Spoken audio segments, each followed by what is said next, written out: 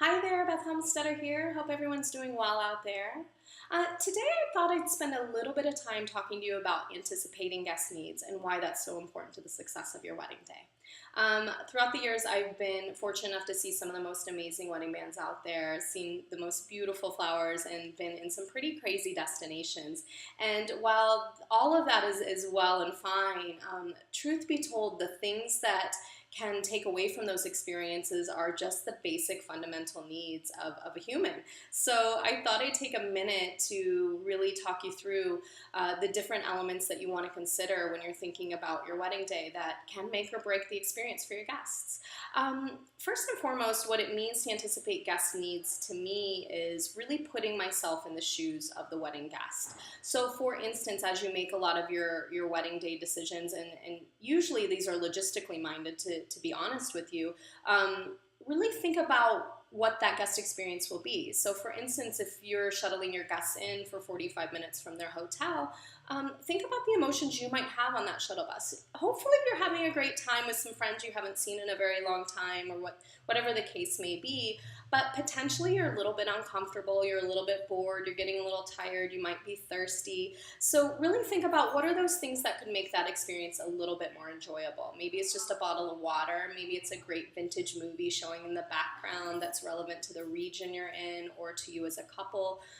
For sure, it's things like a glass of lemonade when they get off of the shuttle bus. And above all else, simple things like, where's the restroom? You know, I've been sitting on a shuttle bus for 45 minutes. The last thing I want to do is get off and not either A, not be able to use the restroom, or B, have to stand in a big long line for it. So really just think about all of the emotions and needs you might have as a guest at your own wedding as you make some of these decisions. Another example would be, you know, perhaps you've chosen the most amazing ceremony site ever, overlooking the Indian Ocean in Thailand, or whatever the case may be.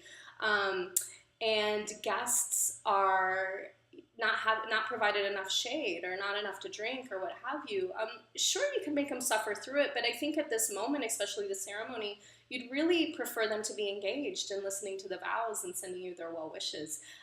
So again, think about things like providing a parasol if it's too hot, maybe a little bit of a pashmina if it's a crisp fall day. Definitely things like water and all of those good things, just so they can be as present as possible. And carry out these thoughts and these needs throughout the entire evening. So if the evening's going to be chilly, again, go back to thinking about how maybe a nice hot cocoa or ending the evening with some coffee or a bonfire could be a great experience in that instance. Or, you know, maybe you're anticipating, maybe that valet quote is coming in a little too high and you're considering cutting a valet person.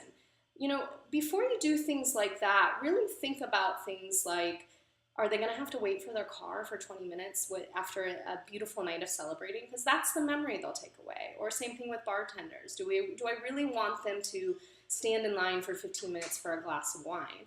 No, you want them to be enjoying the beautiful flowers you chose. You want them to be enjoying that amazing band. You don't want this nagging voice in the back of their head being like, I'd have such a better time if I wasn't having to wait, 20 minutes for my water to be refilled. So again, really think about things like that, the elements, the staffing, all of those good things, because they really can make or break the experience for your guests. So there you have it, a little bit of a rant on my end about anticipating guest needs. I hope that helps. And if you have any comments or questions, feel free to leave them below or email me at beth@bethhelmstetter.com. And I hope to connect with all of you soon.